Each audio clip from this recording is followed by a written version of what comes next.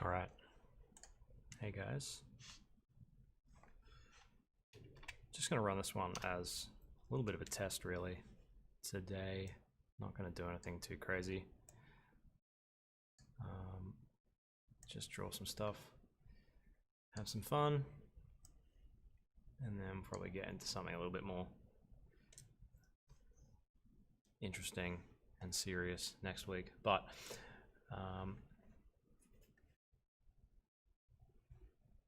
yeah, feel free to just hang out basically, ask some questions, and I'm going to figure out something to draw, but I'm just going to treat it a little bit like a sketch session for myself really, and we'll see what we get to after a couple of hours.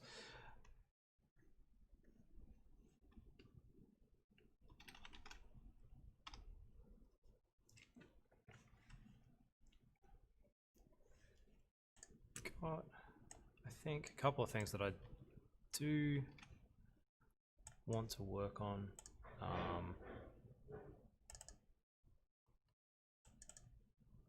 Eventually, so we might kind of get started into one of them, which is basically building into a world that I was kind of wanting to flesh out a little bit more.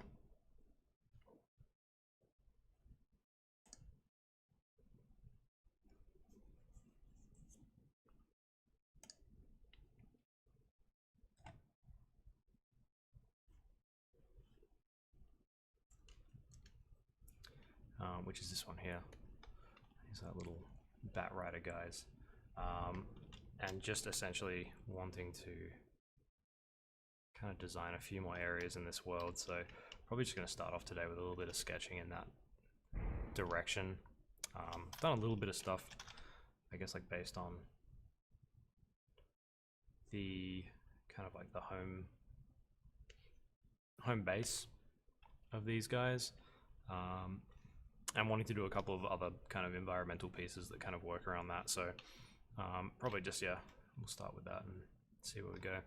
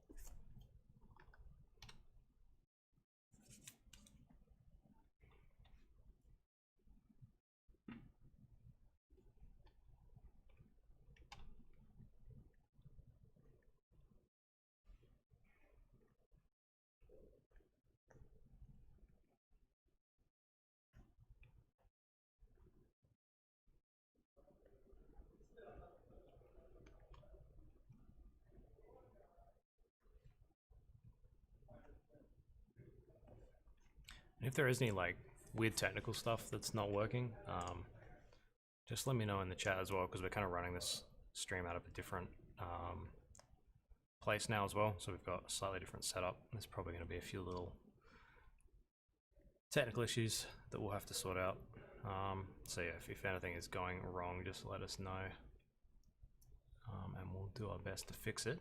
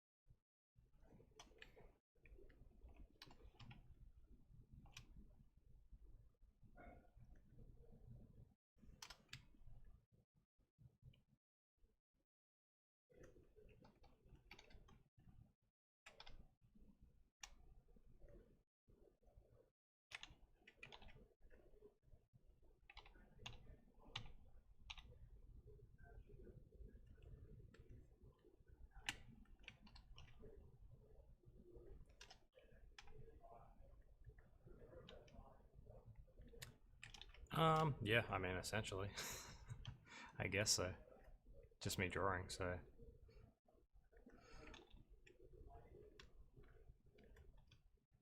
It's all a class demo.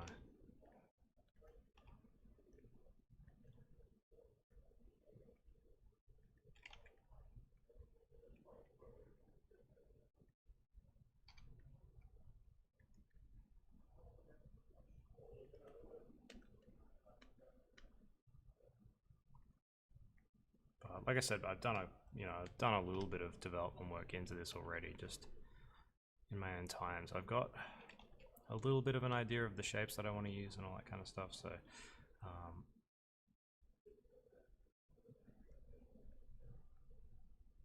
that's something that I guess I'm just shortcutting a little bit here, but it's obviously a super important aspect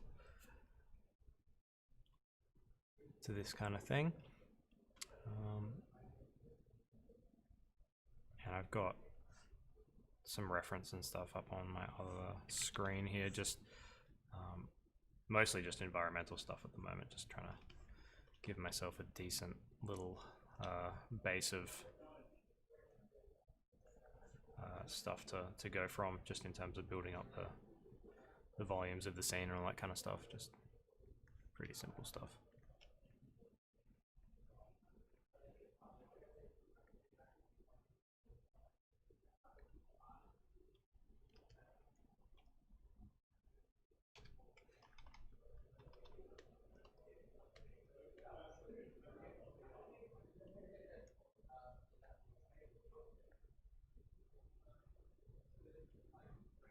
Change that up though.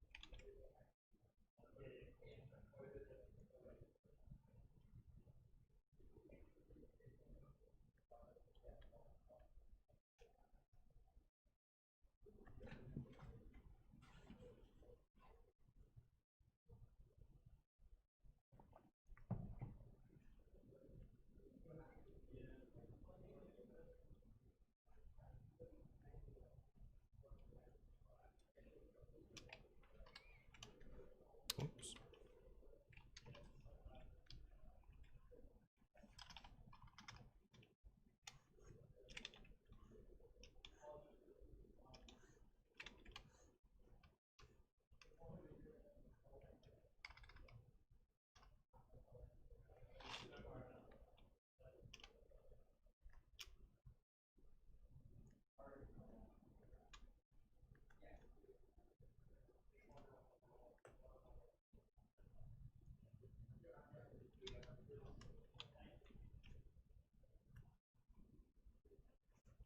So I'll probably just end up doing a few little, I guess, like thumbnail sketches for these pieces today. Just see where we end up. I always tend to start relatively big with them. Usually because I'm focusing on like the one, I guess, like element of the scene that I'm interested in. So in this case, kind of the tower and all that kind of stuff, and then I'll tend to work that back into the actual scene later on. Had a decent idea of what I wanted to do with the composition, but I like to just spend a little bit of time at the start there, just focusing on that first initial kind of design elements of the tower, just to get a little bit more, I guess, a little bit more attention, so that it's just got enough kind of fidelity and detail in it.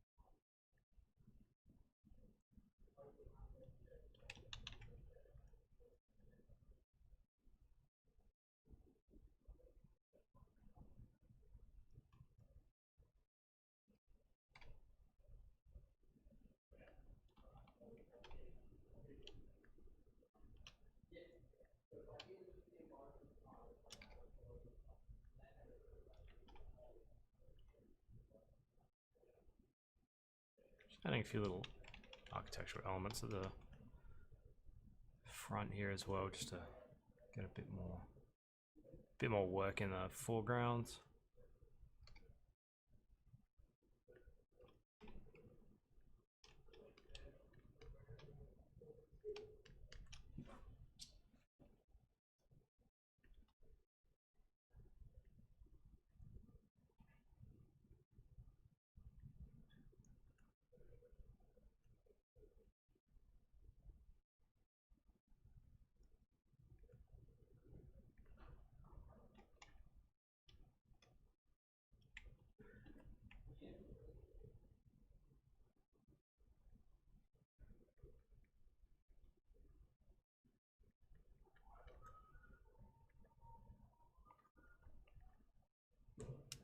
And I'll probably throw a little bit of value behind these as well.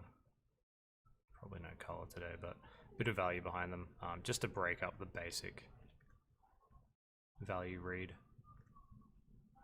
in here.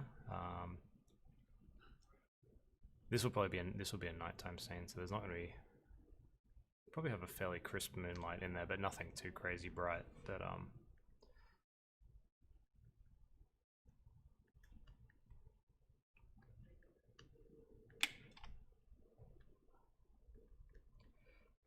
probably the major kind of.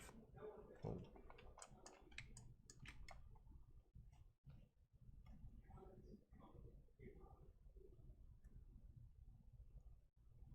the major value breakup in this piece is probably going to be the trees against the rest of the landscape. So even though I'm just kind of quickly scratching them in, I guess, giving a little bit of thought as to where I put them, just to kind of build a little bit of direction into the shot.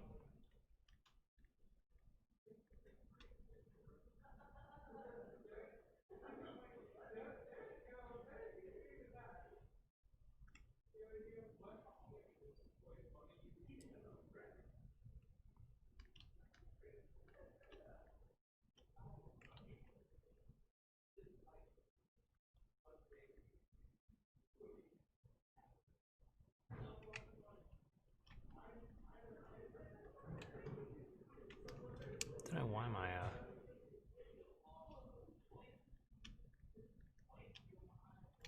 don't know what this weird graphical bug is that keeps causing my layer to disappear, which is super fun. Oh well.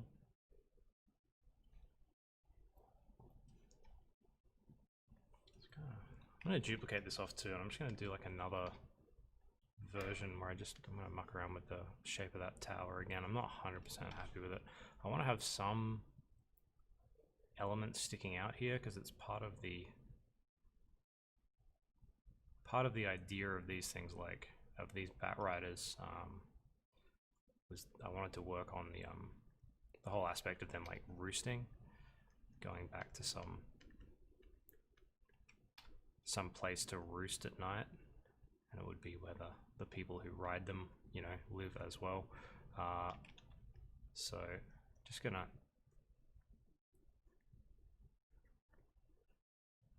work on a few maybe different variations for that kind of arrangement.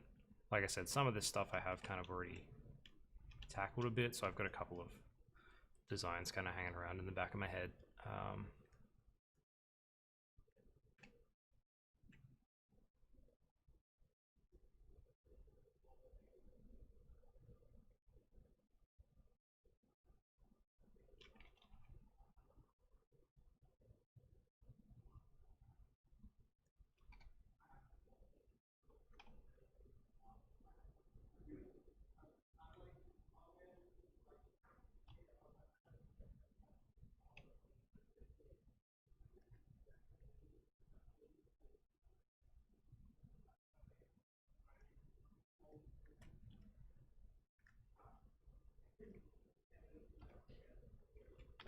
We can beef up this little foreground outcrop a little bit, and probably put like another little tower there as well, just to have something in in the foreground. I was working around with this idea of kind of these little potbelly kind of towers before, which I quite liked, so maybe we'll throw a few more of those in. I think they're kind of like a nice, it's a fairly organic shape that's got just enough kind of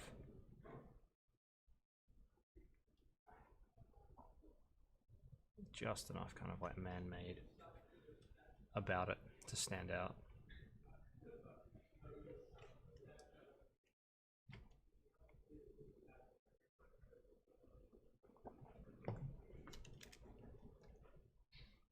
And I've been this is like my thought here was, my original thought was, I guess, like you set something like this in, you know, some sort of like Transylvania-esque place, right? Like that makes sense, but I never really kind of followed that thought through.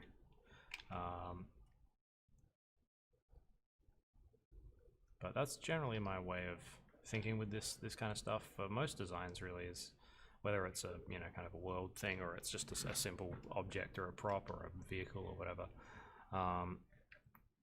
Generally, I will just start by like figuring out what my base premise for the world is. So like, you know, is it on Earth? Is it on some other planet? Whatever, you know, whatever that answer might be.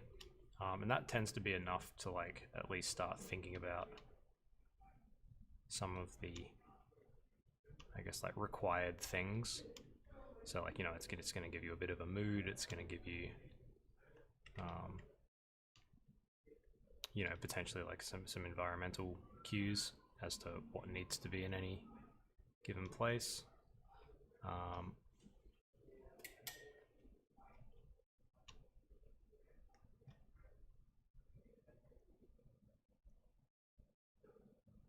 And then kind of go from there. But I like to have a little bit of, I like to have as much of the story kind of figured out from the beginning, because otherwise I find it's a little bit easy to get lost in the weeds sometimes.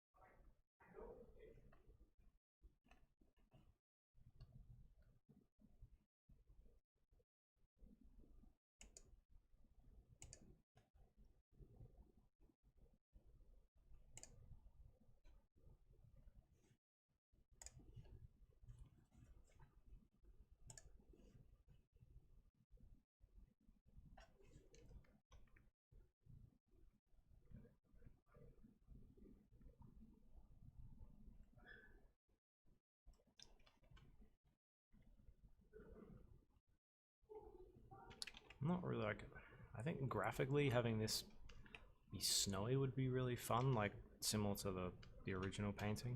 Because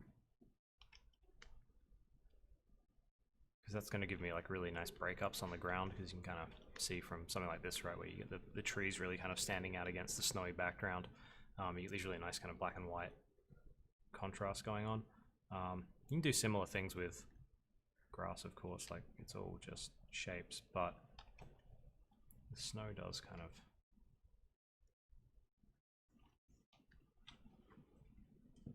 help push that. So I don't know, let's put a bit of value behind this and just see where we get to. So I'm just gonna, where's my color?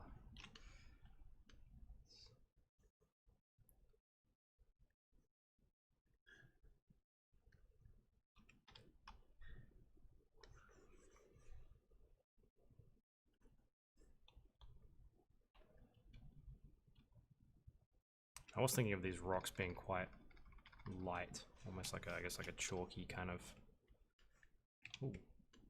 chalky kind of color. So they will probably, and I want to bring some light kind of from the left, and a fairly kind of like targeted soft spotlight, I guess you could call it, targeting the top of the main outcrop there, because I think that'll be a nice little touch for the lighting.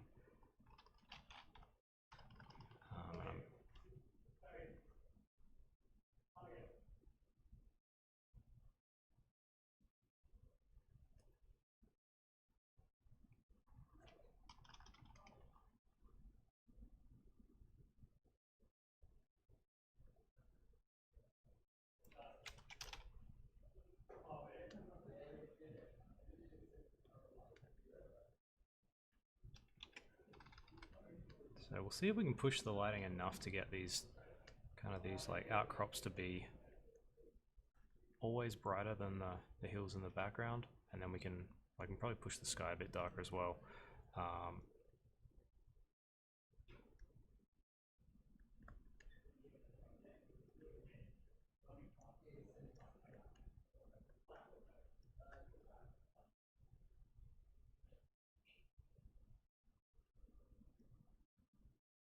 That works. Probably have to get a bit more lightness in here, and I think we will just make the sky darker just to begin with. That's better. That's kind of close to what I want. Make the hills behind a little bit darker as well, and let's just get. So it's less about painting at the moment and just sorting out where I want my layers to be, because that just makes organizing the painting a little bit easier. It's not painting yet, it's just a sketch, but makes organizing the sketch a little bit easier. And dealing with, you know, different values and stuff, you can change stuff quickly and just play around with it. I wonder if we make I don't know if I want to make all of the buildings kind of dark, or if I want to do more of like a classic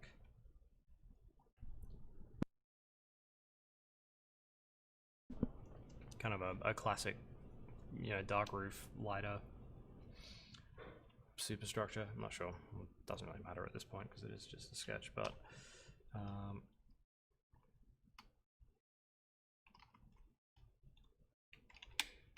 so yeah, just want to let's go the other way with that. Basically just have like some kind of, keep all of this foreground stuff in shadow, and then have a little bit of targeted light kind of running across the scene there. I think in the background, potentially muck around with some clouds back there.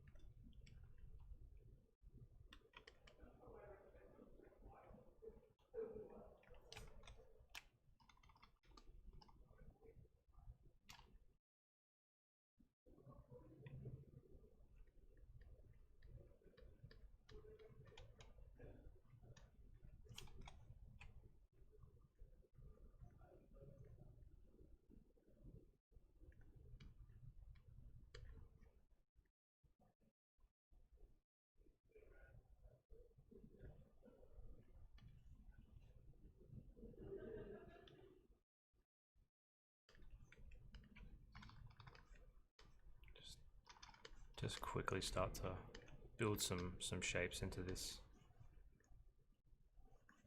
background area as well, just for a bit of interest back there.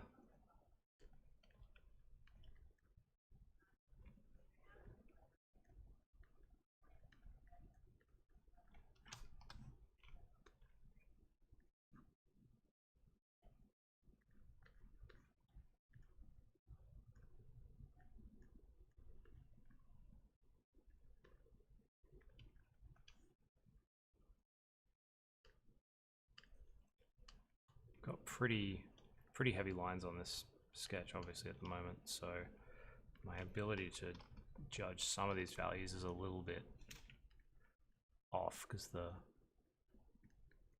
lines are kind of taking over.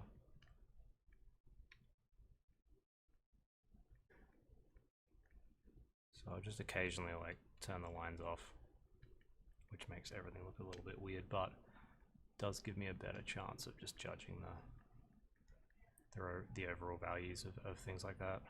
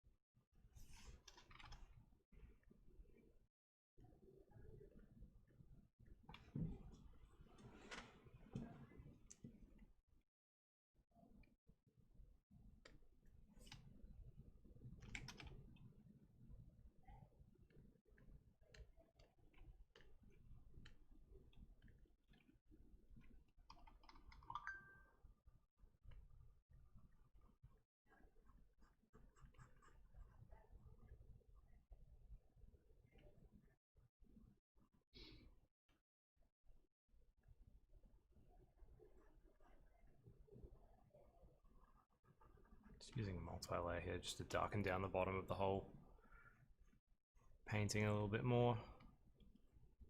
Big round soft brush like this is always really good for just building a little bit of volume into something, because it's just like really gently kind of pushing, I guess.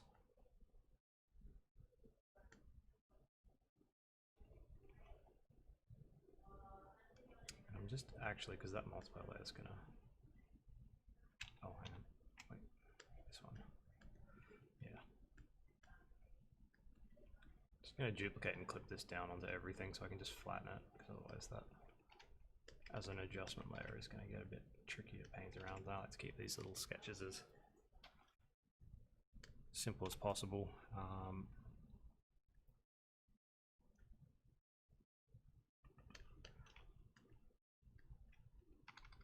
And value-wise, I just wanted to leave a fair bit of room at the top of the value range here that I can bring back into the focal point. It is going to be like, I think at the moment the transition between these two spots is obviously probably a little bit harsh. I'm gonna muck around with that a bit. I'm not going for like absolute realism in the tones, but I think maybe it's a little bit too harsh. But maybe if we, yeah, maybe if we drop a little bit of extra form into the rock down here, that'll help.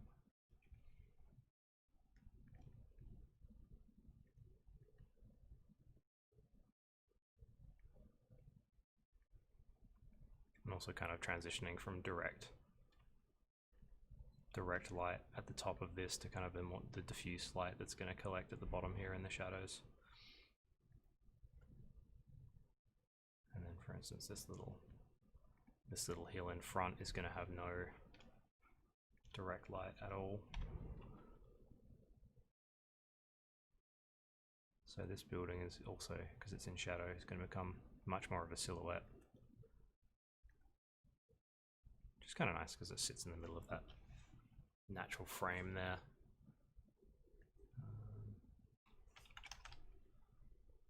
And this is kind of like a little, I don't know, like a little traveler's waypoint or something like that. Right up here in the foreground. Can set a couple of things against this to kind of get my scale working as well. Probably put a couple of trees near this one so it's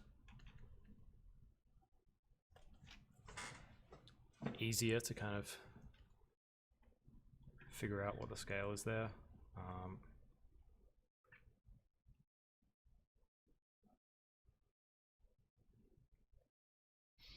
And I think I want to just put something, maybe just put like the suggestion of another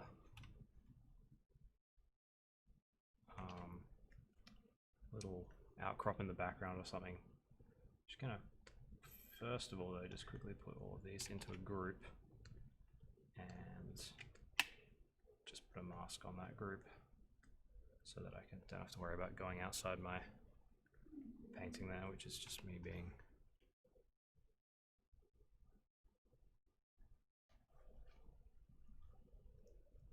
kind of picky, but that's all right.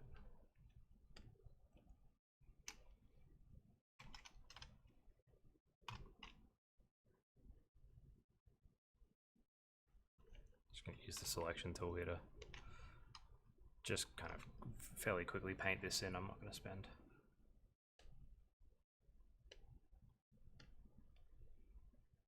too much time on it, but I'm just going to make sure to kind of repeat the same lighting situation where I've got like the darker values at the bottom. Maybe we actually just push that.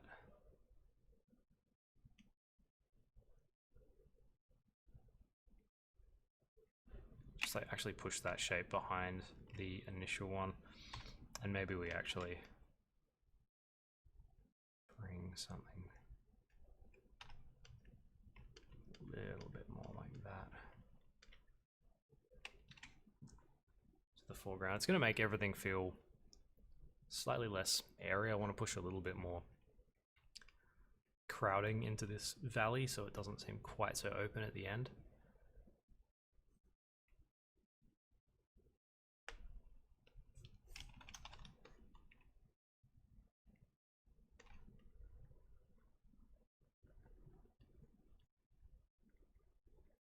Maybe push a little bit of fog into the valley down here as well.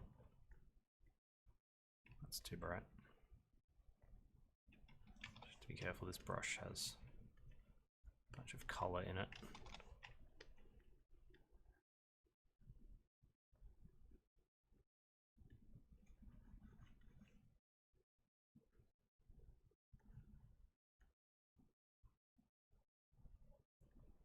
So again, you can see that's pretty mucky, obviously, without the lines, because the thick lines down the bottom are really doing a lot to hold that together, but does let me kind of look at the values and just make sure they're kind of reading all right. Need to bring a bit more into a little bit more darkness, I think, into the foreground.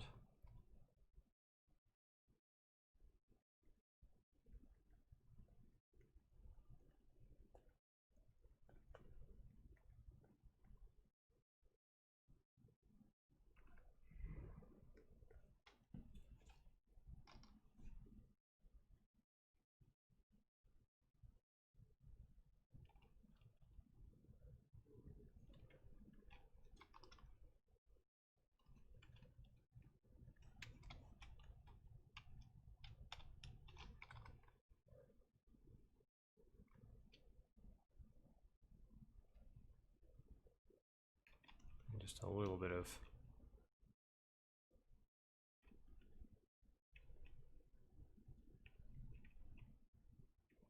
form work in here just to sort some of this stuff out.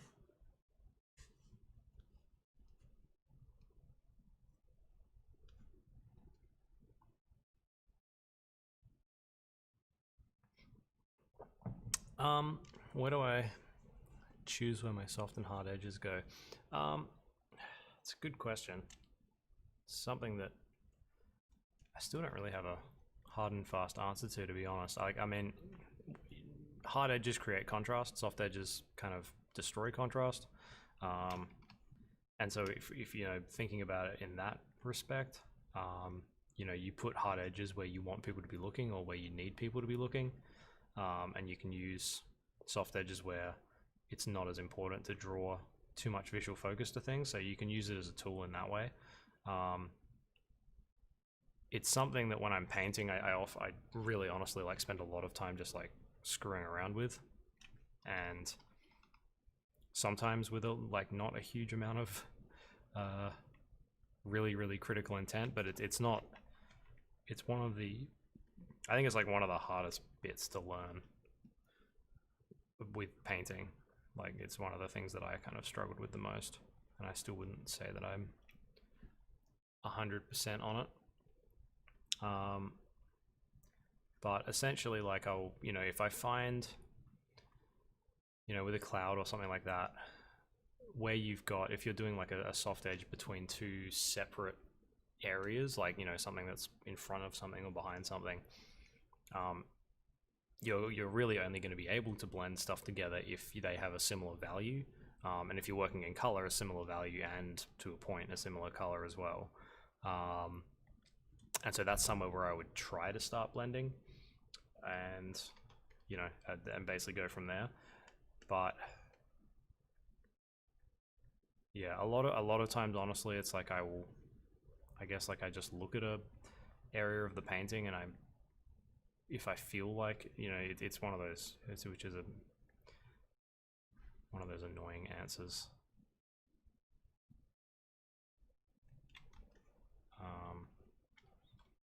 But I really kind of look at something, and I guess, if it's a hard edge already and I don't like the way that it feels, I'll try softening it a bit. And if it's a soft edge already and I don't like the way that it feels, I might try adding a bit of sharpness to it. But yeah, it changes.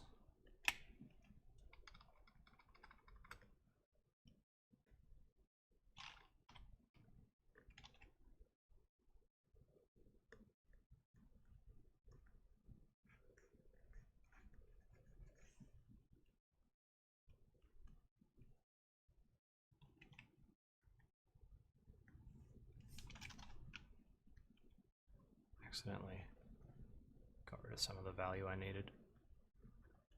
Some of the darkness in there. Those clouds, I guess, when I painted them in.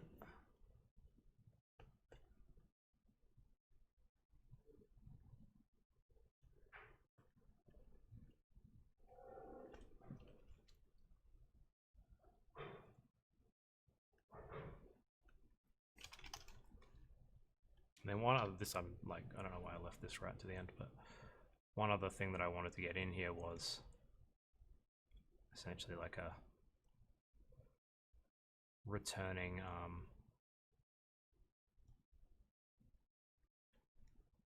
so it's kind of like probably in one sense like a wider version of this shot, where I've got like a returning squadron, I don't know what you'd call it, of these bat flying guys. And in this sketch, this is going to be like the tiniest little detail.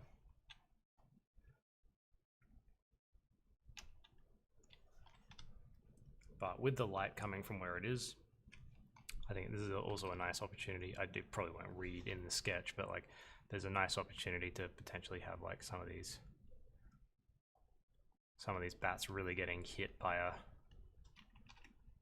strong kind of light moonlight. So, just like looking at that from a distance, I think, like, yeah, in a sketch like this, there's not really a huge amount of point trying to make that really stand out, because they're going to be so tiny. But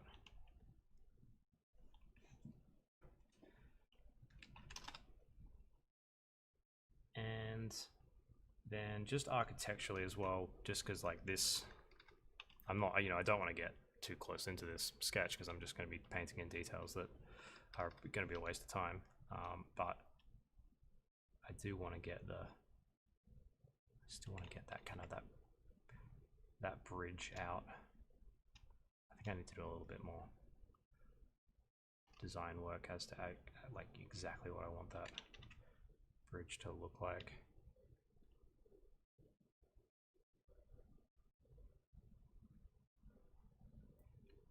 And with some of the other sketches that I've done for this, some of this architecture in here, I've also been looking at it and going, I probably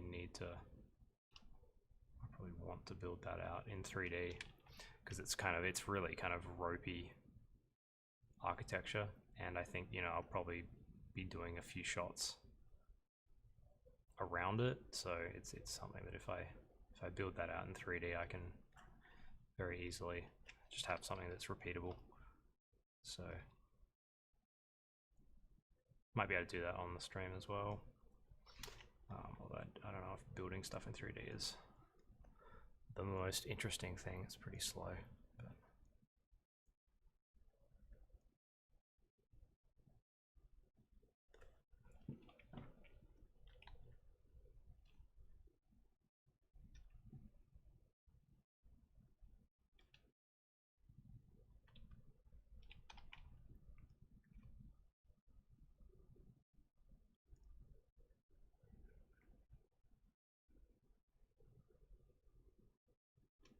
But I wonder if we could actually, I'd not really thought about that, but I wonder if we could build that round in kind of a circular fashion. Does that look kind of weird? I don't know.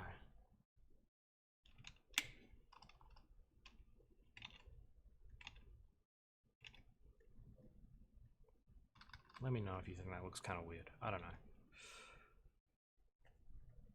I think it could look kind of cool if we had, I don't want to get too crowded on here, but it could look kind of cool if we had another one here at a different angle so you can see that ellipse kind of.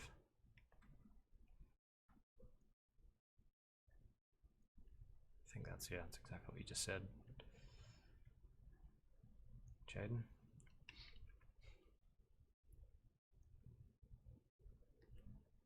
Could look cool there, but then that also, well, actually, like not exactly there. That looks a bit stupid, but maybe like if we actually bring it in front of the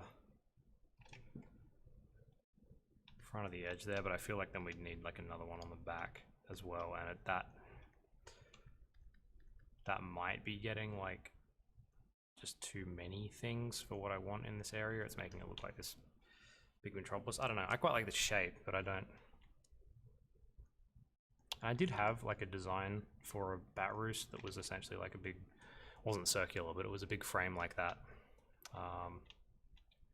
And then it basically had this suspended one, or like suspended kind of like a hoop in it with all these like cross members like that the bats could hang off of. That might be a little bit too busy. I could put one in the foreground, but then I don't want to put anything down on the ground because I like for the bats, because that doesn't. I want to keep that all at the top of the little outcrop there.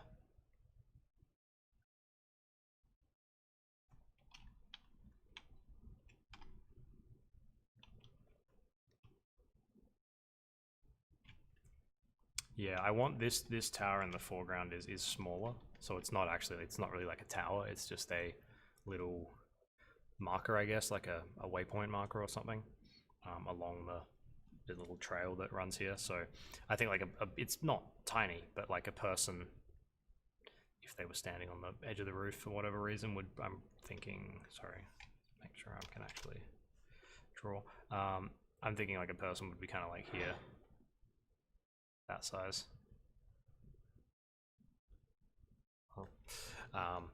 So like, yeah, I could put a hoop on it, but if it had a structural point, it wouldn't really. I guess you could suggest the architecture in here with these hoops, but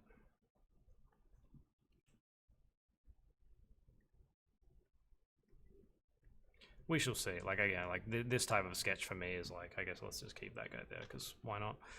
This type of sketch for me really is about, it's about kind of working out architectural stuff to a point, but it's mostly about just working out a feeling in the space, and then, you know, like if you do suggested designs, it's usually stuff. That's a really nasty tangent there. Let's move that a bit. It's about like, yeah, just kind of building a little bit of an idea around it. Like it's still kind of building the world up.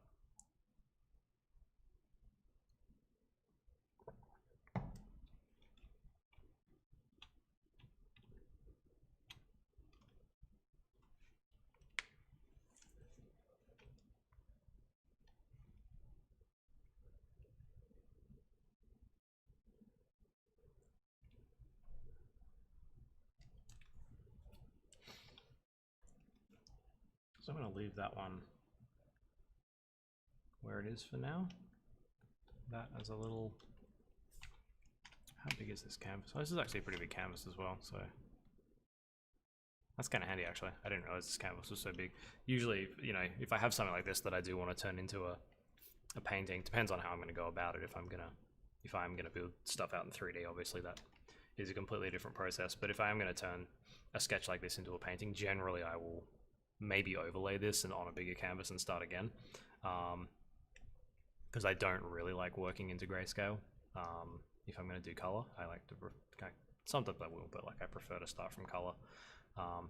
And usually I also just end up doing these sketches too small, but this one's actually quite big because this canvas is huge, which I didn't realize. So that one's actually good because we can kind of keep that as is.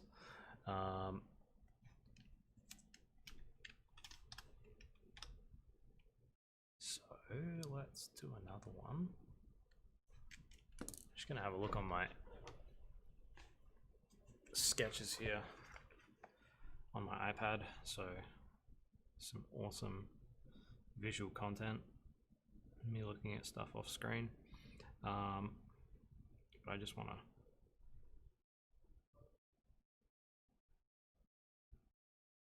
have a little look at some of the other little sketches I've done in here. These are like, it's all like super quick thumbnailing stuff, which I usually do on my iPad because I just prefer working on my iPad.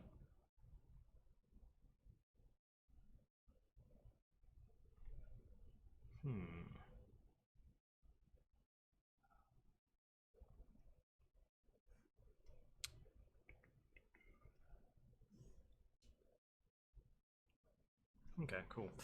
Got one little shot here that I'm going to try and sketch up from a different angle to what I had.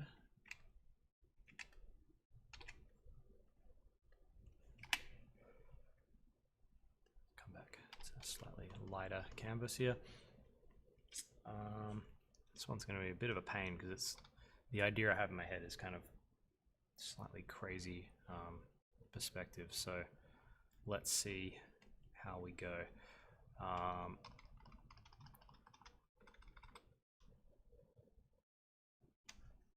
Going to do this one with a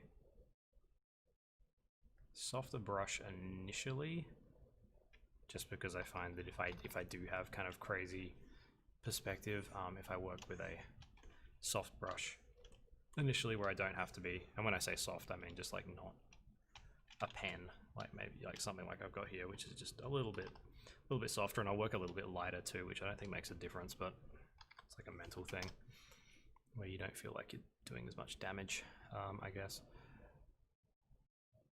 Let's just see if we can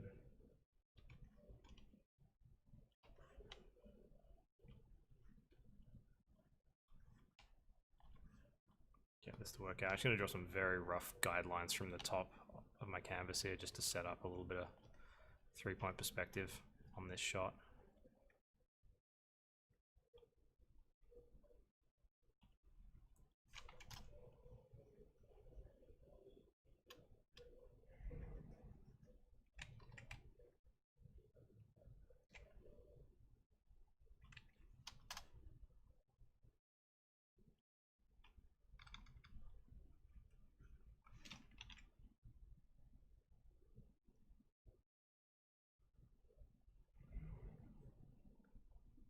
Whoops.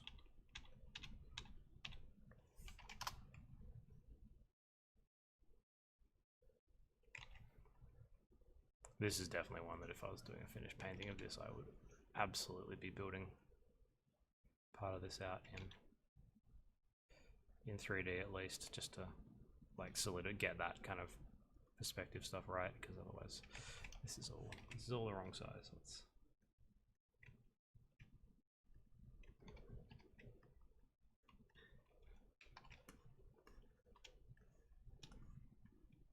Well, that's not gonna work, is it? Hang on.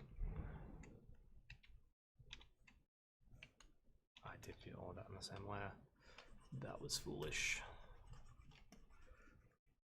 Obviously don't want my perspective to change, but I do need to change my scale. So I'm just gonna have a real, this is one of those things where it's like with tricky perspective like this, if you know I'm having like a little bit of trouble visualizing it just like straight in my head, I need to kind of just very roughly go through and draw stuff in. I think I sometimes get a little bit too precious with the initial kind of block in with that stuff, but no one's perfect. But the reason that I want to have kind of nice 3-point perspective in this is the idea of this one is that there's a bunch of like waterfalls kind of coming down in the foreground, so I want to make sure that I've got some cool leading perspective for them. Like that, and it's a similar situation here where we're kind of looking up. That looks like a bat already. That's cool. It's a sign. Yeah, like having this kind of similar kind of arrangement of towers or structures up here that these guys roost in. Kind of working into this whole idea of the whole potbelly kind of tower again. I did a sketch of one of these like, I don't know, a week or two ago, and it just one of those things where as soon as I saw it, I was like, oh cool, I like that. Basically just like a lot of towers that kind of like hanging off the side of a mountain that kind of have this kind of, that's maybe a little bit exaggerated, but kind of this potbelly effect, and then these little kind of like witches' hats as tops like that. So it's a little bit of a, I get there was looking at some reference I think of some towers, some like clay hand-built towers somewhere in Africa I think, that I thought were really cool, and I guess there's probably a little bit of a Ralph McQuarrie kind of influence there as well. That ellipse is very wrong. That is closer to where it needs to be. Let's do a new layer. That's better.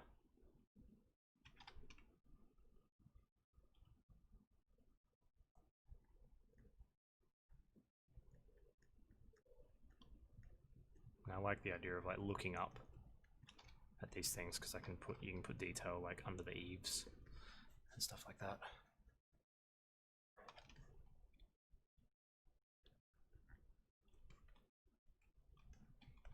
And let me just draw a few more little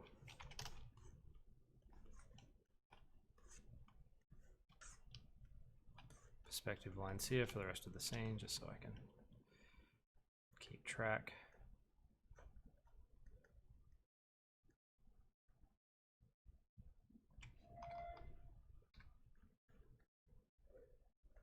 And then have like the main, or a main waterfall kind of falling down behind the edge of that big tower.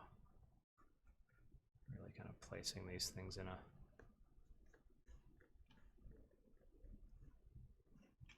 cool environment. It's kind of interesting, like you see, whenever you draw a grid like this, it's one of the reasons I don't really like working to grids if I can, is I just always subconsciously will just snap strokes to the grid. Which, I mean, at least if I'm going to draw a grid, I'll keep it not even, so that even if I do snap to it, it's not completely like making everything in my scene equidistant, which is a really easy way to make things look boring. I'm still not happy. I think those ellipses still need to be steeper. Maybe? We can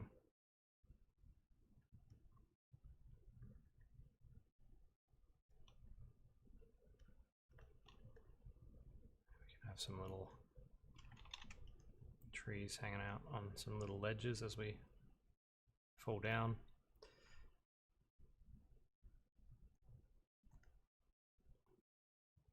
Could maybe have some like architecture here, like a bridge or something going across.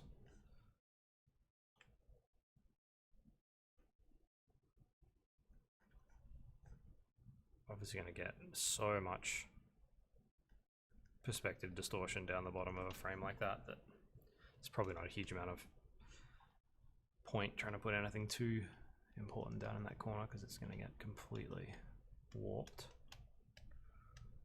But this is actually not, this is not too bad. I was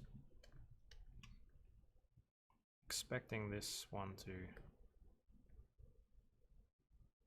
take a while to get all the bits in the right spot. What lens would this be? I don't even know. Wide. Well, maybe. Like, I really don't think about that when I'm drawing. But I'm also like sure that this would not be probably possible with a camera. Like it's probably distorting in different ways in different areas of the frame. I'm not that good at drawing perspective to be able to do that without a fully drawn out grid. But again, like I said, if I was doing this if I was, actually going to go and do this as a full painting, which I would like to, we'll see how much time we get. This I would 100% block out in 3D, but it would probably be like, it'd be wide. I'd say it'd be in the 20s, maybe 18. That's a guess, I got no idea, but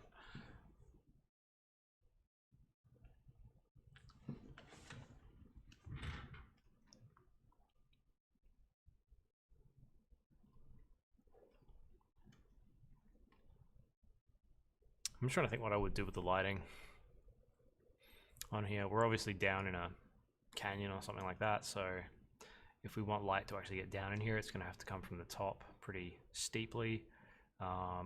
If we're doing a natural light, we could light it from underneath with something. We could go a bit kind of horror with it. I don't want to have too much, like, my idea for these guys is that they're not bad. I think like bats obviously don't conjure up the best kind of feelings in a lot of people, but I don't want these guys. These guys they're not vampires. I like maybe like I don't know, like a thieves guild or something. That could be kind of fun. But yeah, I don't want them to be evil. They're not monsters or anything like that. So maybe a horror kind of direction is not the way to go. Not sure. Just gonna try and, while I think about the light, let's just try and fix these ellipses, which I will do by repeatedly drawing really bad circles until I get a good one, even if it's not exactly the right angle, and then that's a good one, and then I can warp it. I think they just need to sit a little bit fatter like that, which means I probably also need to take the frame up a touch. Oh, I see.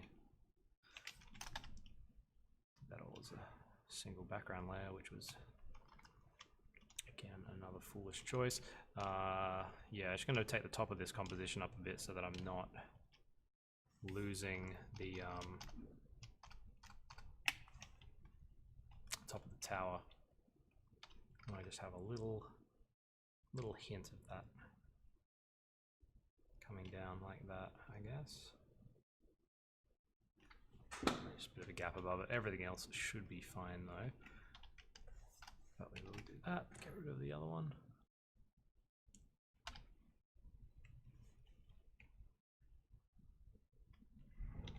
I'm just going to duplicate this guy.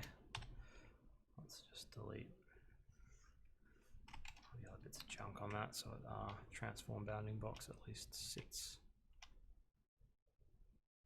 pretty close to where we want it. I'm just going to duplicate this guy in and shrink him down a bit just to get a bit of a sense of the form under there. Kind of looks like a sombrero.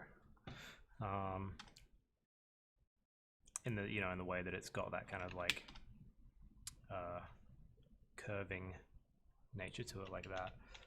It's one of those things that when you're drawing like this, you don't necessarily have a huge amount of opportunity to explain some of those interior forms, which doesn't really matter because you can still draw them accurately.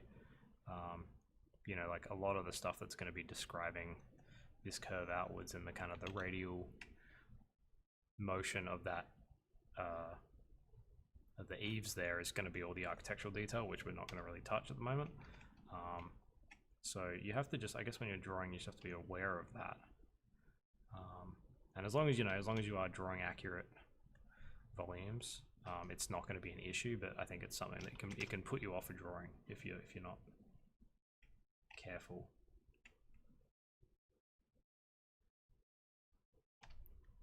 because you'll look at it and go, oh, there's something's wrong. Whereas there's nothing actually wrong, it's just you don't quite have the details in there yet. Just looking back at my sketch, I kind of had these, I'm also just going to save that for later, in case I need it again.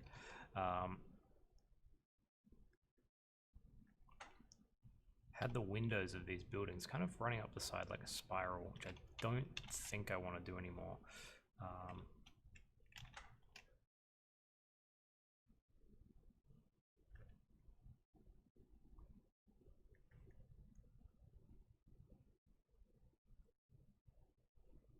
Just kind of thinking about how those windows are going to distort as they go around the edge of the form.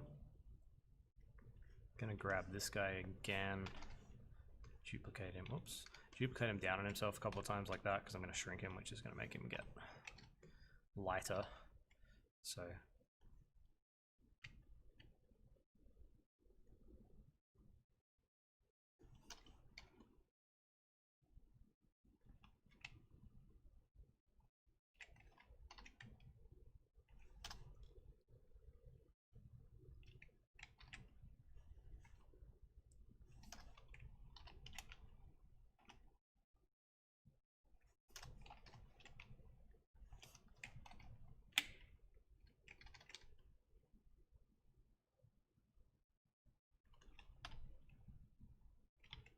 oops.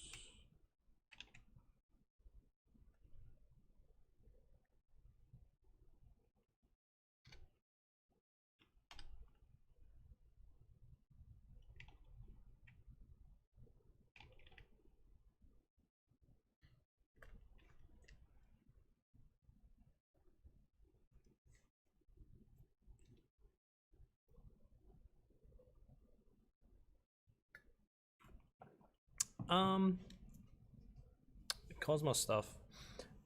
Yeah, I guess Scott Robinson's work was not something that I actively was referencing with that stuff. I mean, if you see a little bit of his style in there, then I guess that's I'm not gonna deny it, because I mean I've certainly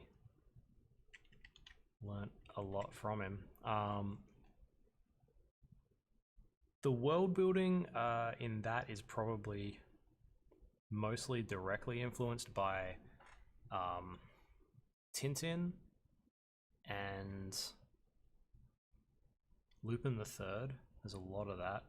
That would actually be probably like the first reference that I'd probably expect people to, if you know about Lupin, to go to.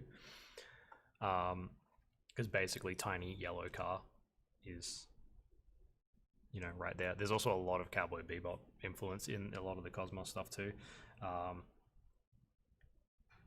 So yeah, like I mean the style of it, I haven't like the style of it. I didn't give much, I guess, like thought to I'm using completely the wrong brush here. Not that it matters, but anyway. Yeah, the style I didn't give a huge amount of thought to in terms of like I want it to look like, you know, whatever thing that already exists. I really just draw things as they come to my head. So of course they're going to definitely be influenced by stuff, but I'm never actively saying, oh, I want this to look like this thing.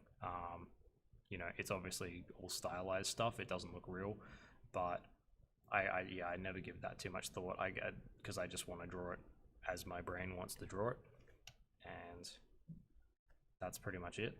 But yeah, the world building itself, like, definitely is and the storytelling that I have behind a lot of that stuff, which I've got a bunch of stuff that I've read, bunch of stuff that I've written, and then read, I guess, that obviously is not going into the images directly, but I'm trying to like write treatments for that thing as well. Like, that project has been, holy hell, that project has been sitting around in the background for way too long, and I really need to do more stuff with it. Probably like a decent thing to do on the stream, to be honest. And actually, yeah, so there's it's all influenced by that, because that's this, like, Tintin especially. I didn't really discover Lupin until later, but like immediately kind of fell in love with it because it's like kind of this, it's like schlocky and trashy kind of like pulp detective stuff, and it's great. The animation is amazing as well, but like I didn't really discover that till later. But the Tintin is like what I grew up reading, so that kind of like, I guess that kind of detective hijinks, all that kind of stuff.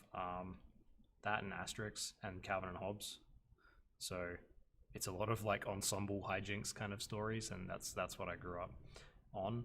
And so yeah, that Cosmos in that sense was really my homage to that kind of storytelling that I wanted to kind of get out of my head and into the real world, and I got a bunch of it out, but there's a bunch more still left in there. But yeah, actually I found a really big 3D set that I had built for that, which I thought I had accidentally lost because I thought I'd saved it on the wrong hard drive, and then I'd taken that hard drive out of my machine at home and put it in a box somewhere and lost it forever. But I actually discovered that file hiding on another hard drive only the other week, and I was very happy because it was this big set that I'd built, and I wanted to finish it and I never got around to it, and then I thought I'd lost it, and I was like, it was one of those things where it's like, I'm not gonna sit down and build that again. I'm gonna have to rebuild it, and there's gonna be stuff in there that I don't like, you know, like, or things that'll just change naturally. So I was kind of bummed out, and then when I found it again, it kind of made me super excited to actually finish that scene. So now I just have to find time to do it, which is the tricky thing.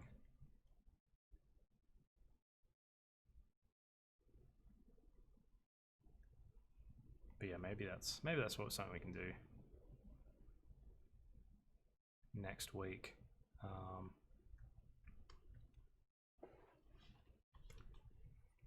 Or whenever the next stream will be. I don't know if we're going to run these things weekly or what we're going to do, hopefully. But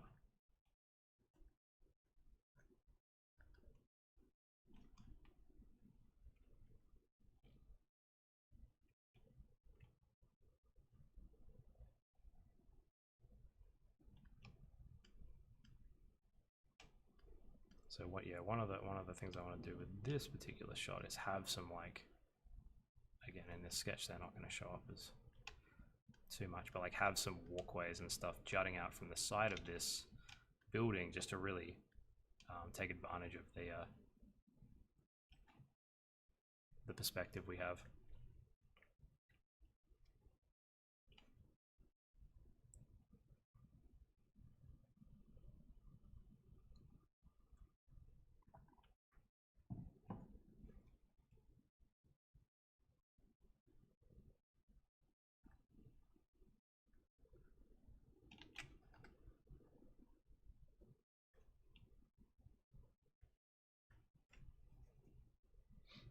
What's time? 2:40. All right, we'll probably.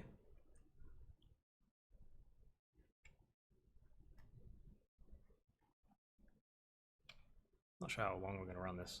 I think we're initially meant to be a couple of hours long. Obviously, we're going to start at 1. Started a bit late.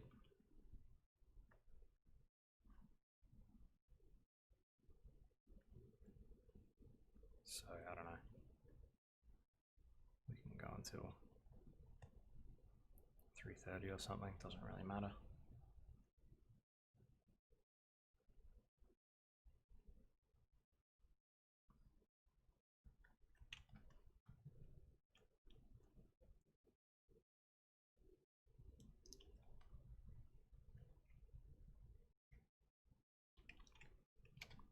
Need to pull that shape out a bit more, I think. Kind of looking at the line that kind of runs down here, and before it kind of had this awkward kind of cut back in like that, which made this kind of feel like it was tipping over a bit. I'm just going to add in this new little bit of rock here, which just kind of continues this nice kind of leading line down the outside of the composition. It does run counter to the perspective, which maybe is something I wouldn't always want to do, but I think in this particular case, there's enough, like the waterfalls in front and behind. I have created a nice little tangent there, so I will just extend that over.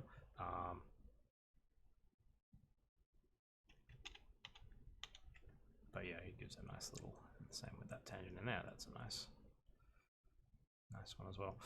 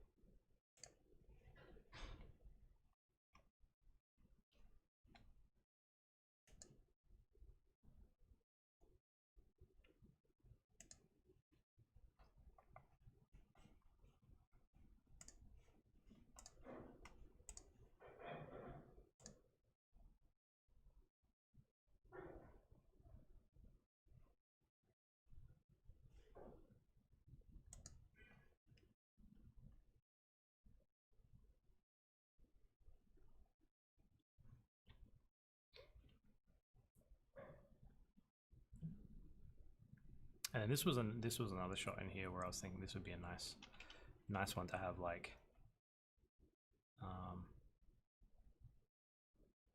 you know, potentially like a bat kind of flying across the foreground like that.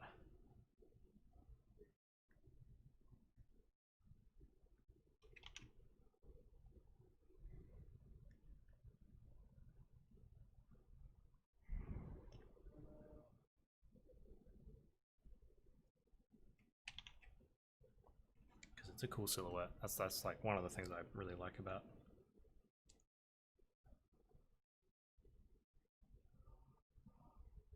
bats, is they've got really cool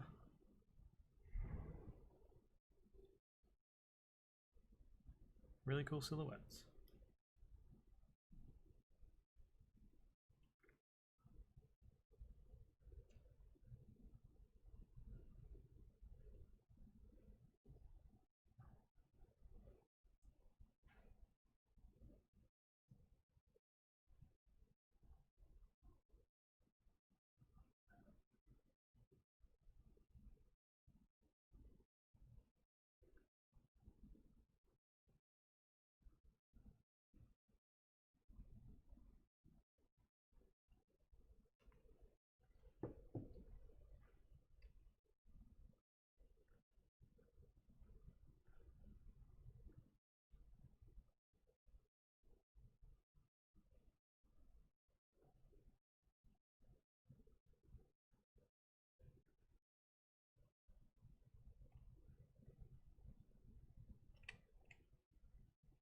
Oh, that looks like he's trying way too hard to fly.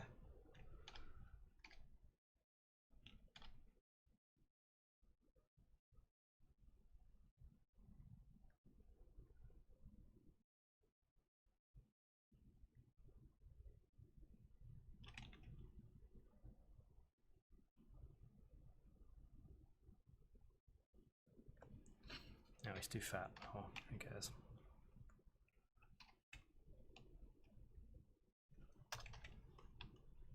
It's a really big bat.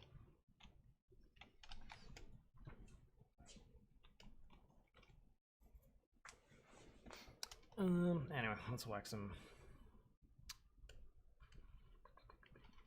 value behind this. Let's just flatten this hole. Nope, too far. flatten this whole drawing down. I'm gonna leave this like soft one behind it because I think. Wait, what have I done? Uh-oh. Oh geez.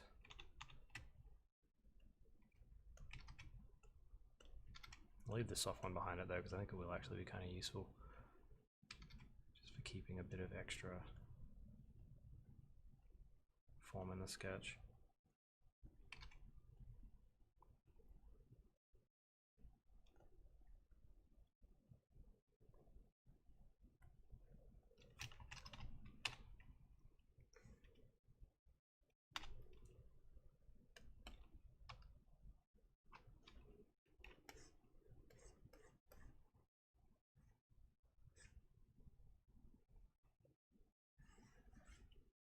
Still not 100% sure what I want to do with the lighting in this, which is not a great way to start, but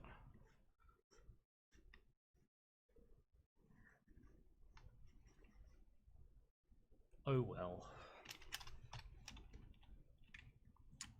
Let's do the same thing where we just put all this in a group.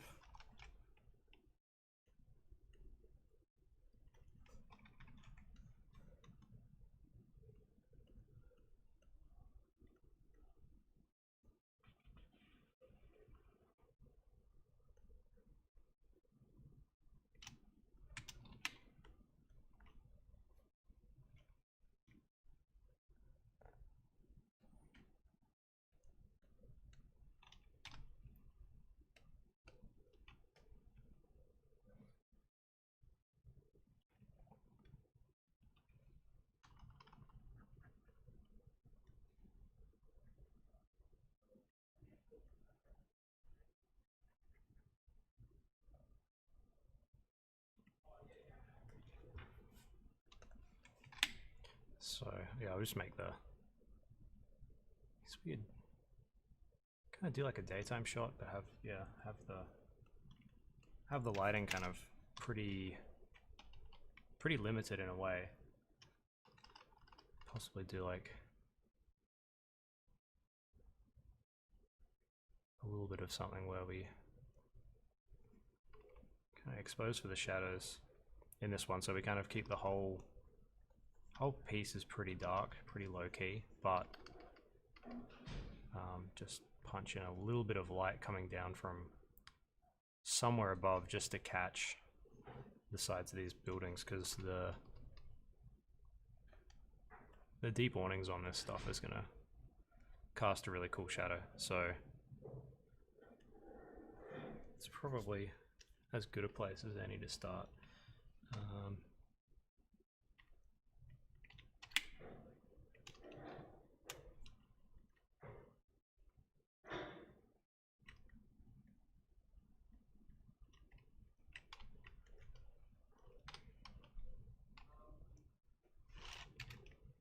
Maybe something along those lines.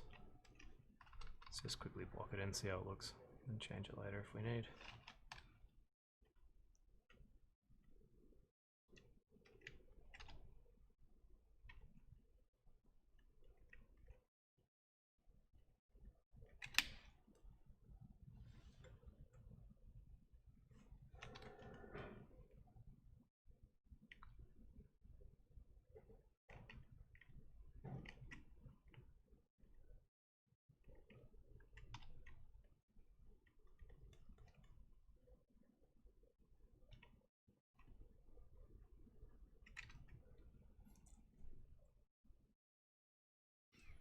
That will probably work.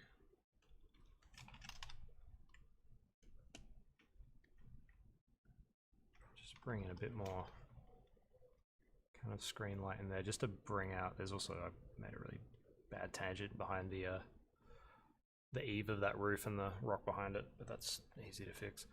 And I'll just quickly block in the waterfalls here, because these are a really big kind of graphical elements that will be lighter.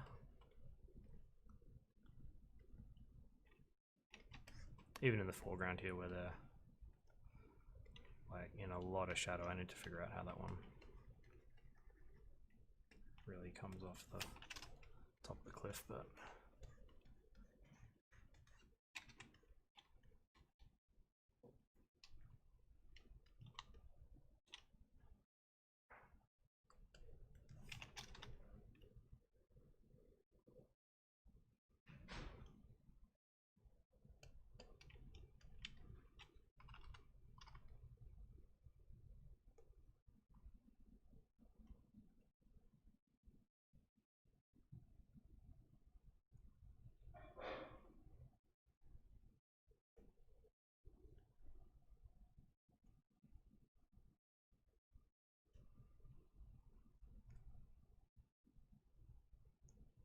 man, this bat is really, he's a little bit too big.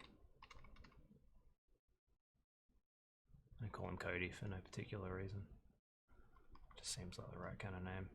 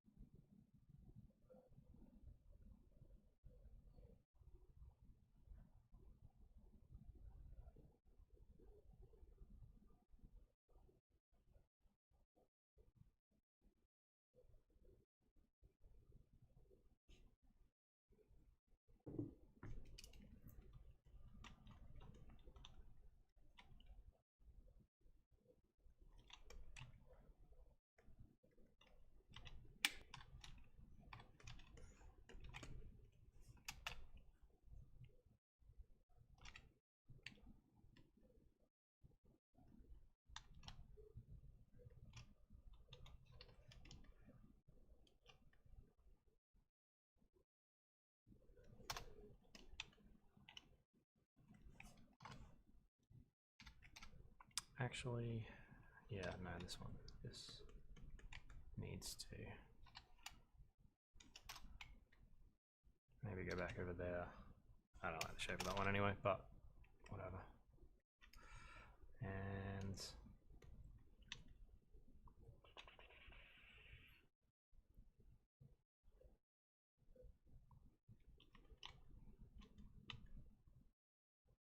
could maybe do something, I don't know, with maybe them like a, it's not what shape the moon is, maybe a moon or something up here, just like creeping in, although that's gonna, no, that'll, don't do that, because that'll mean that my lighting is going in the wrong direction, which I don't want to change.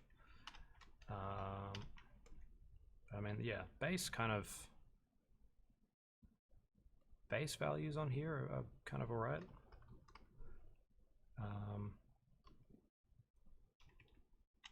That's not in the right layer, but it's okay. So really from here, once you've got that kind of base, I mean, I really just look for like highlights and shadows, just the most simple possible lighting that you can get. Because once and you just want to make that sit nicely, because once you've got that, you really just have to work within it. You don't have to do anything too crazy, unless you're really wanting to push something outside the realms of, you know, you want to take a bit of artistic license with something. Otherwise, you really don't have to work too hard once you've got your basic highlights and shadows in there. So I'm just gonna work a little bit more in this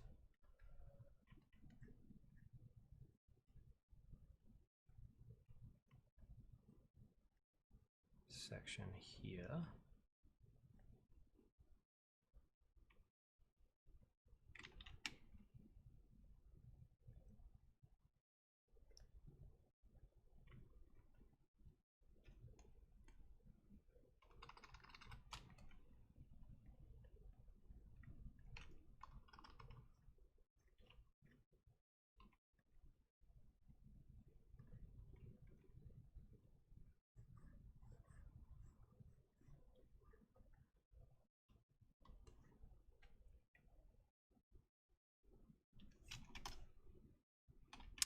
put a little bit of fog rising up in the foreground of this one because we do have this waterfall here, so I feel like we'd probably we're not really doing anything too crazy down the bottom of this image, so probably can just a little bit of haze in there.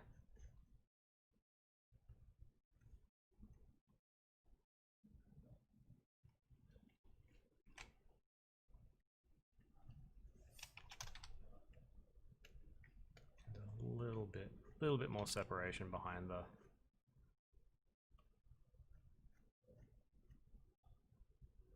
whole building structure there.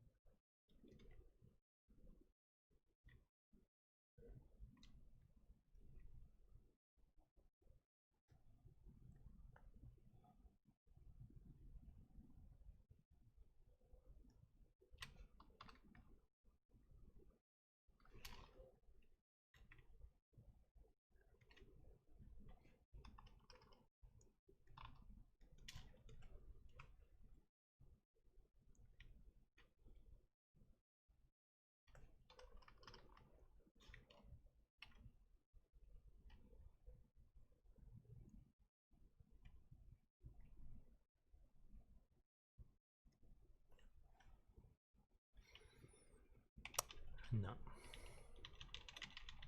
None of that. Maybe a tiny bit of subsurface in there, but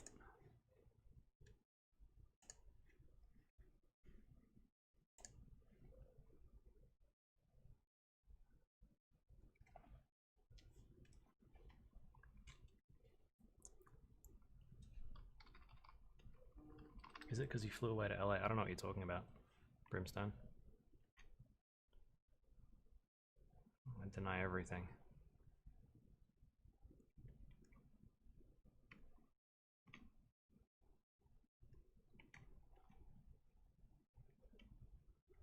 No. Cody the Bat is a purely fictional character. He's not based on anyone in real life.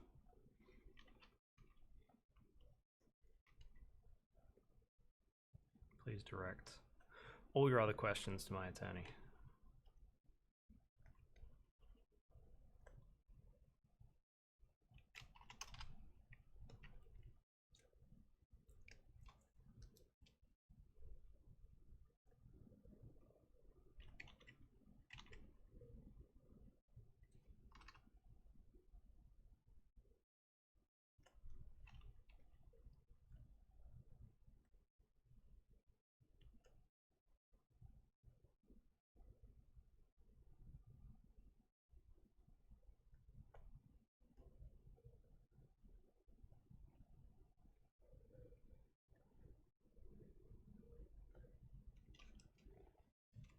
Still do need something over here though.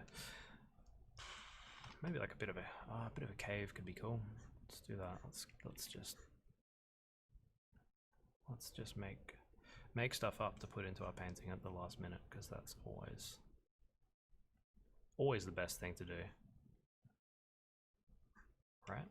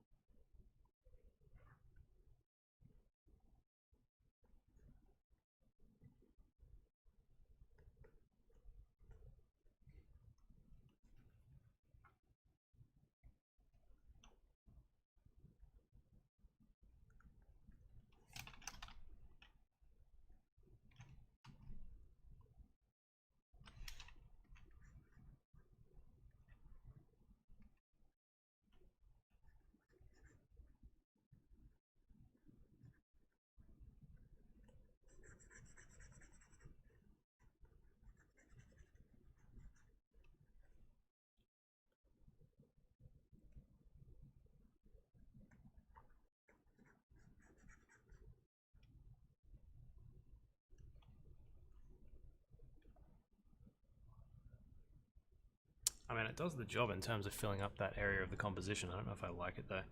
We could, maybe. This might be taking a little bit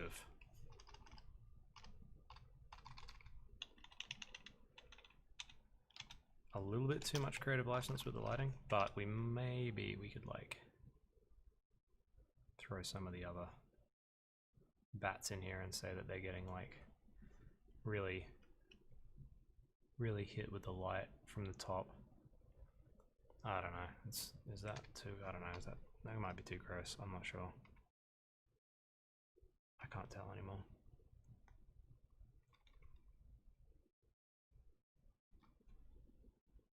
Some rare albino bat. Don't know.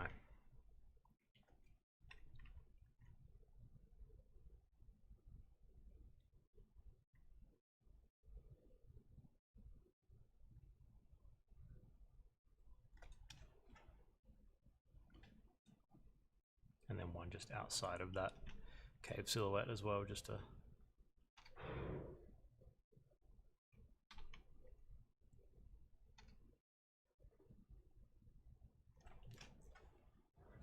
kind of explain the overlap. Yeah, I don't know. There's some there's something in there, I guess.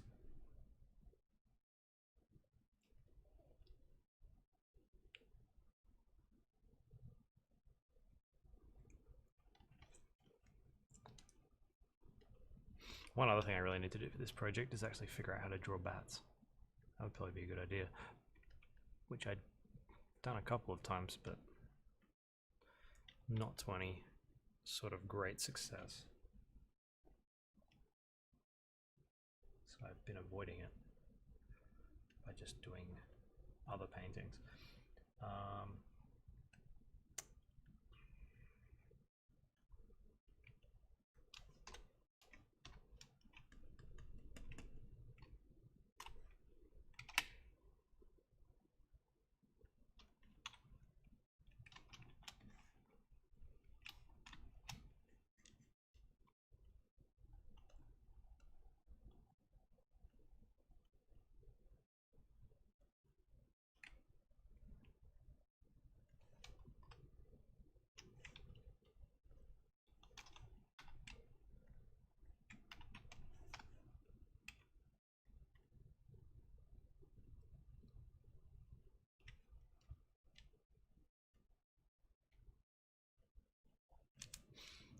Yeah, this guy in the foreground does need he needs a friend. It just looks, there's way too much space behind him to not have something there, so.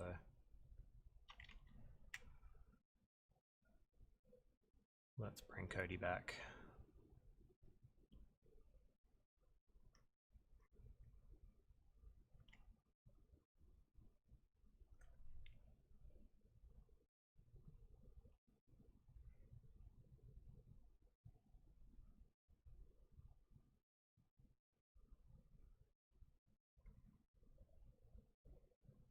One of the real problems with bats is the way they're, that's not a problem, I guess. It's just the way they're made, they can't help it. But the way that their legs, because bats look really goofy on the ground. They don't walk. They can't walk properly. And I really, for this, I've been kind of treating them basically like dragons, where I want them to kind of be able to walk, and so it doesn't really matter for this sketch because these are all just silhouettes, but like the way their legs are oriented and the way that the kind of the membrane of their wing attaches and all that kind of stuff, they just look super goofy, and they can't really do anything with their legs other than hang or like very awkwardly waddle around on the ground, which doesn't work for me because I want to make them do more interesting things. So I've been thinking of kind of like actually redesigning the bats in this to be more like dragons and like changing that anatomy, but I don't know if I can get away with that and still kind of call them bats. I think it might not work. Cody is not big enough. Cody needs to be bigger.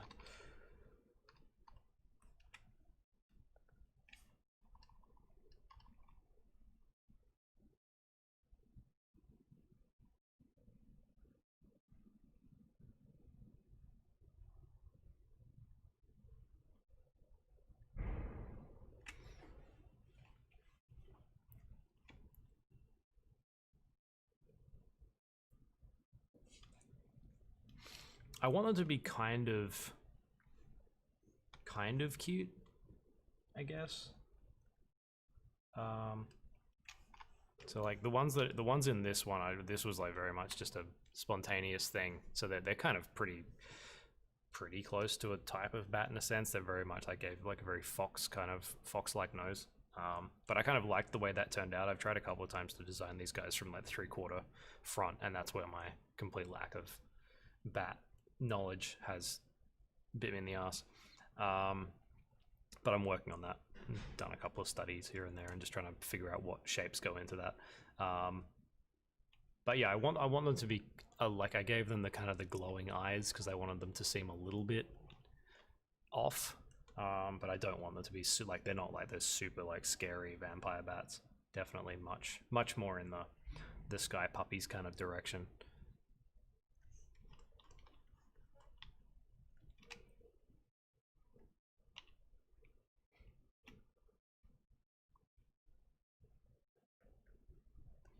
I haven't used the dodge tool in years, but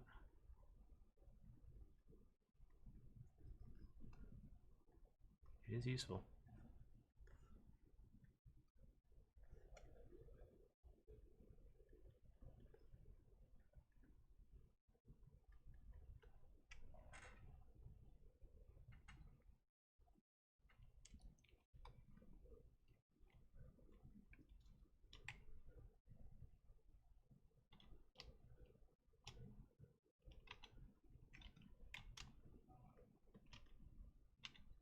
Whoopsie.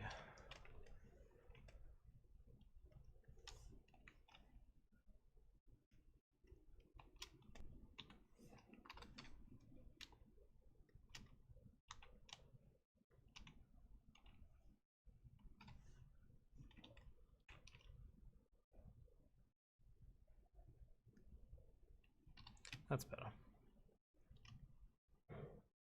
Yeah. You go there. You go there. That's better. I like that. Cool.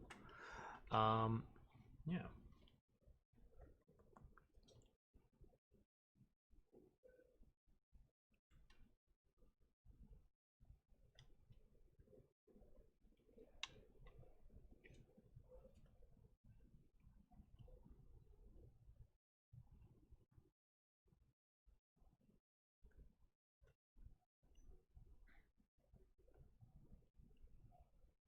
It's the first version of that. I don't like that. You can go away.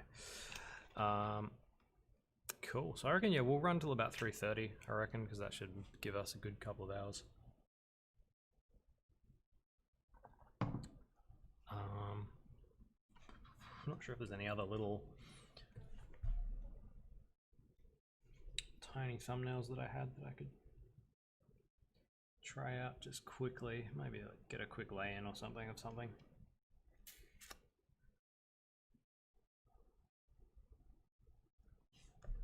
Let's see.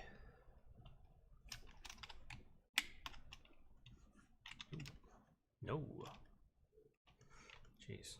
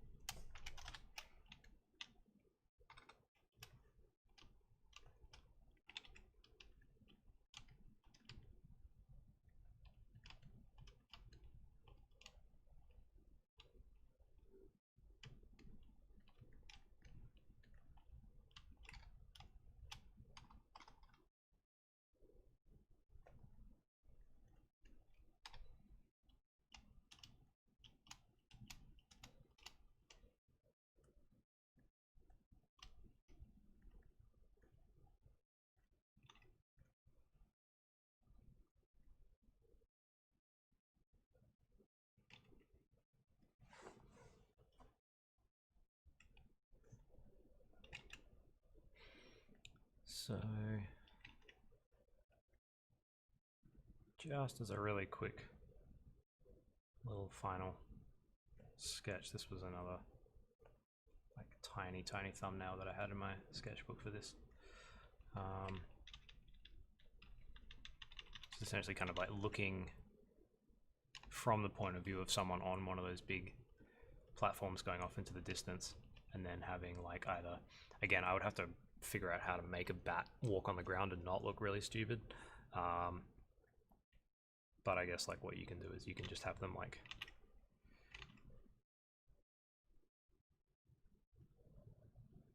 coming into land.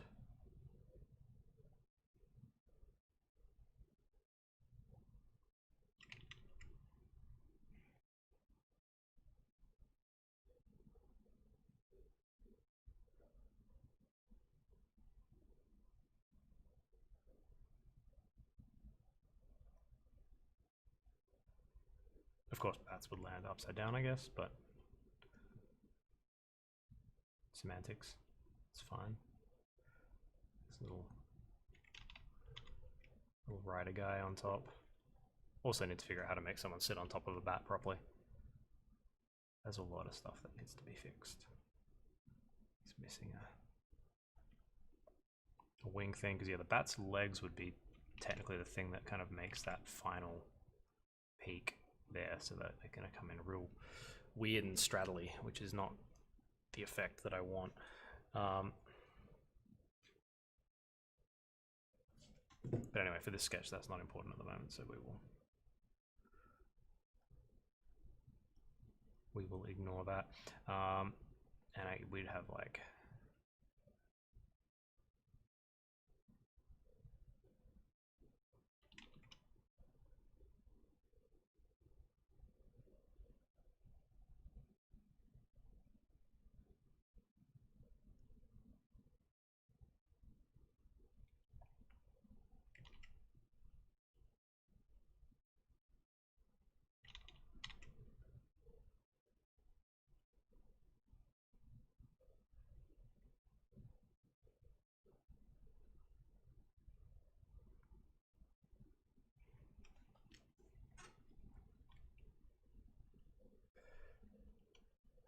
some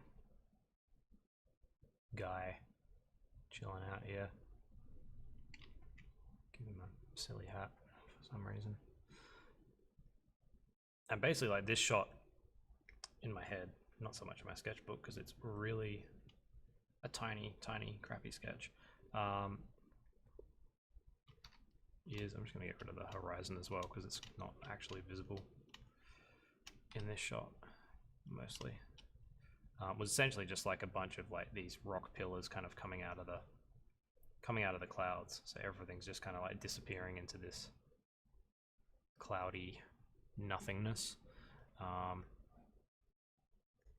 and just like using various kind of distances of rock pillars and various scales of rock.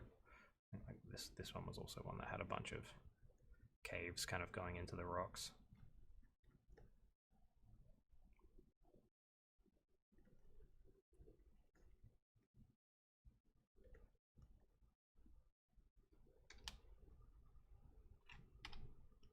So that's kind of cool. There's like these rock pillars that are basically just like Swiss cheese, so, which makes it fun for bats to fly through it as well. If it works for How to Train Your Dragon, it's probably good enough for me.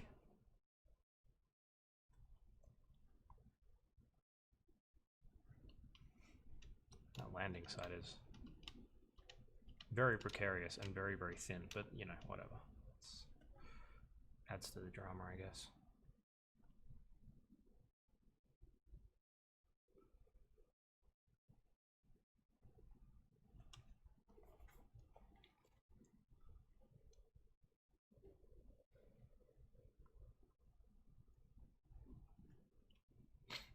Could you you'd have like, this wouldn't work, but could be kind of cool to like have them lined up like airplanes at an airport, so you've got like a bunch of them.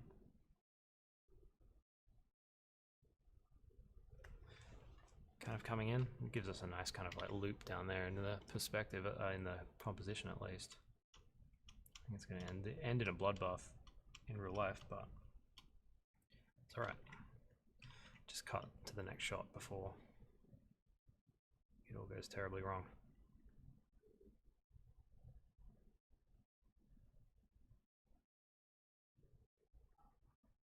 And then really the background of this shot is just an exercise in placing large rocks around the place and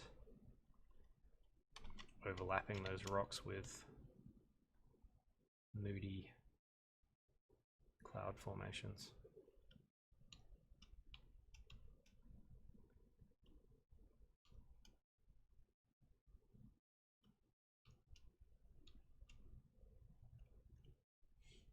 Which are also really handy for just explaining depth in a scene like this as well. If you've got a lot of sky and not a lot of perspective that you can really run at, there's not a huge amount of straight perspective or architectural detail in a shot like this. You've got atmospheric perspective and things like that you can push back towards the horizon, but clouds are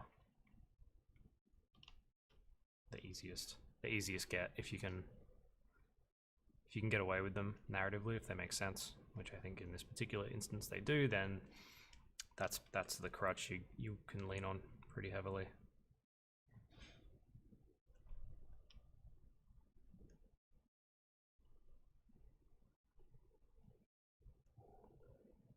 Some sort of architectural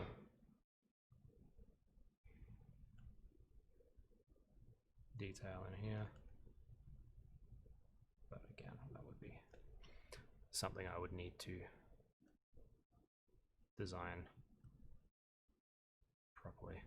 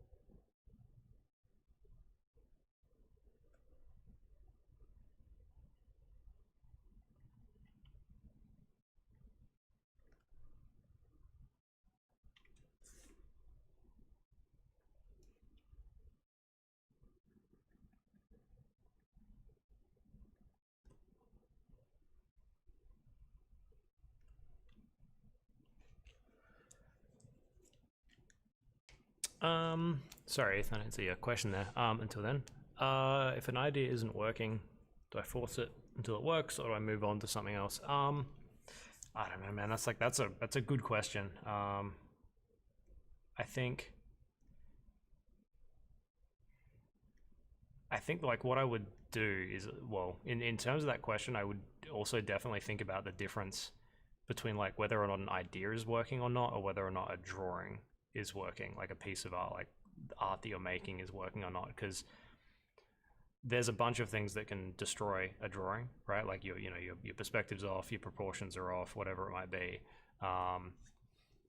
as opposed to the kind of things that are gonna destroy an idea. So like, I always try to,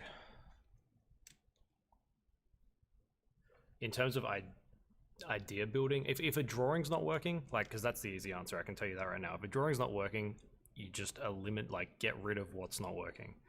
So if your perspective is off, delete the horizon, draw it again, figure it out.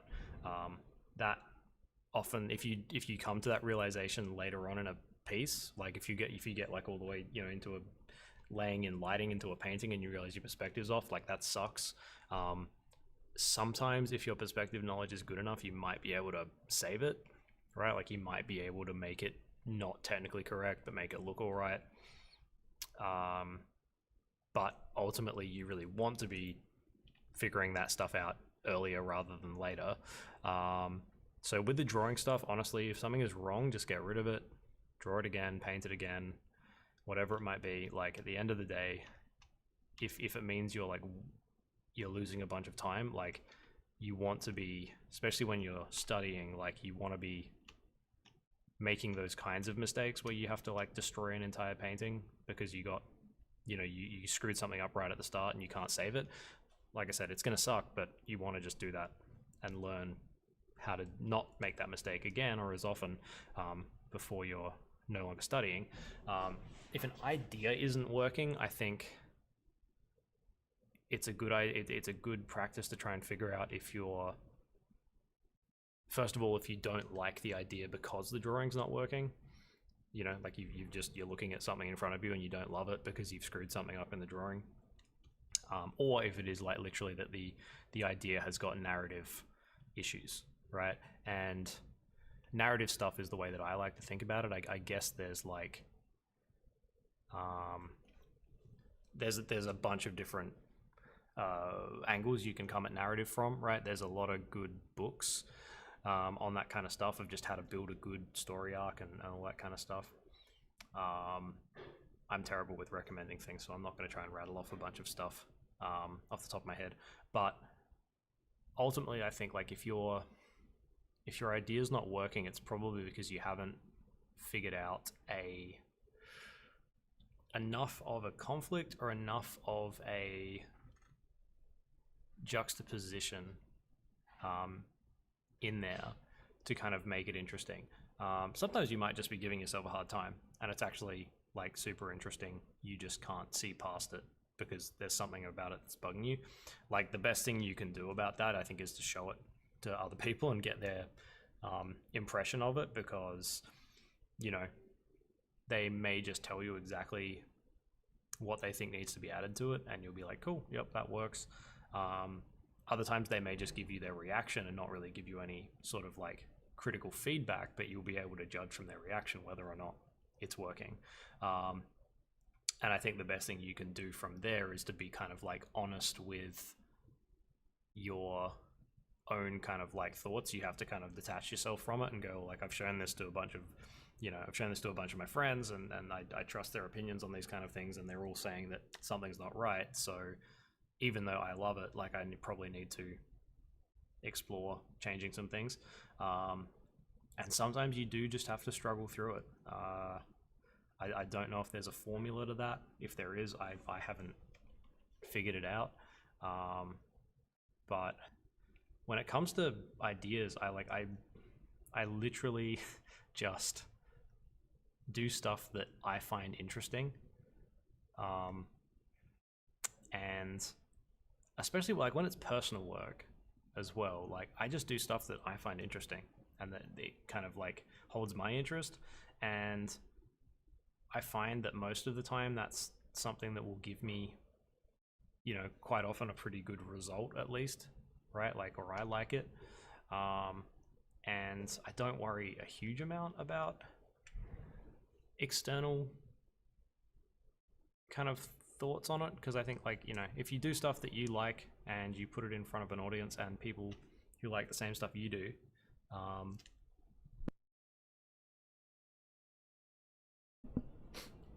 they will, you'll find the audience. You'll find your audience essentially. Not everyone's gonna like stuff that you like, right? So you can't please everyone. But I think you do what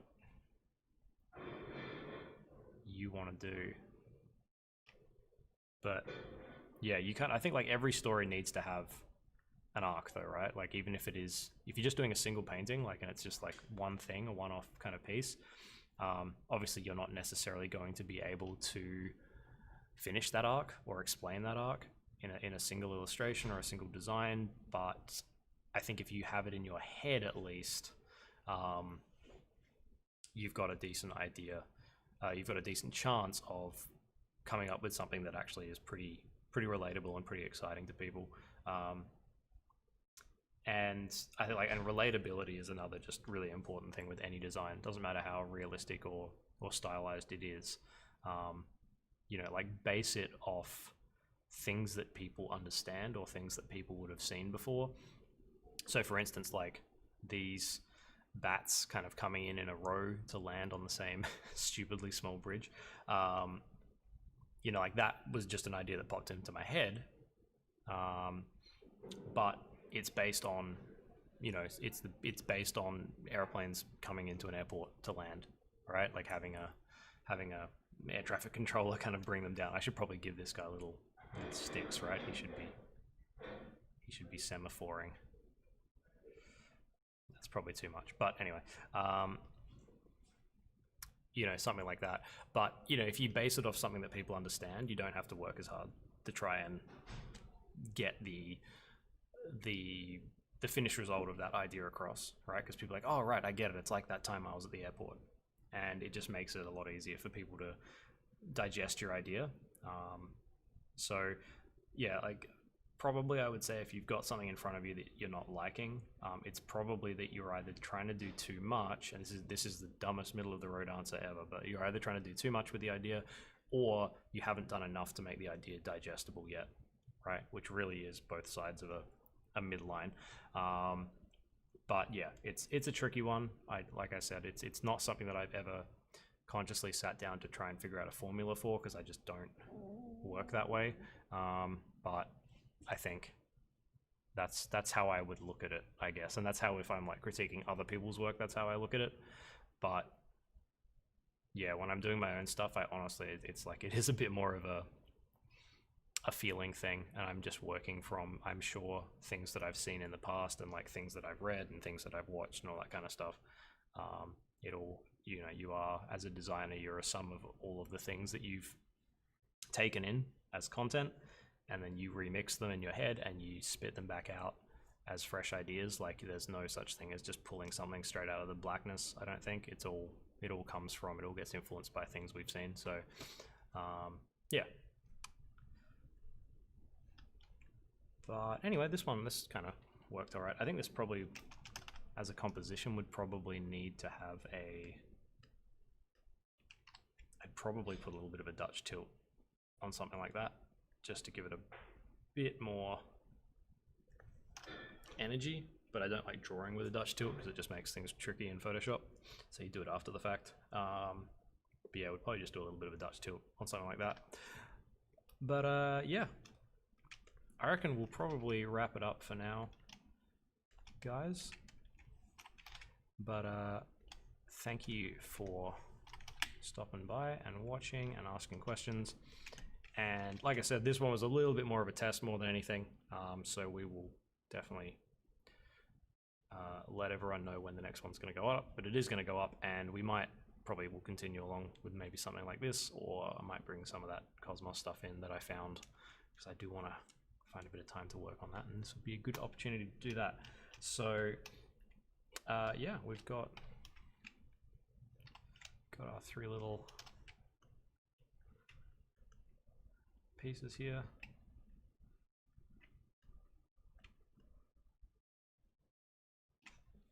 That's a terrible way to arrange things on a screen, but anyway, got our 3 little pieces there that we worked on today. So we'll probably continue on with these later on, but until then, I'll catch you guys later.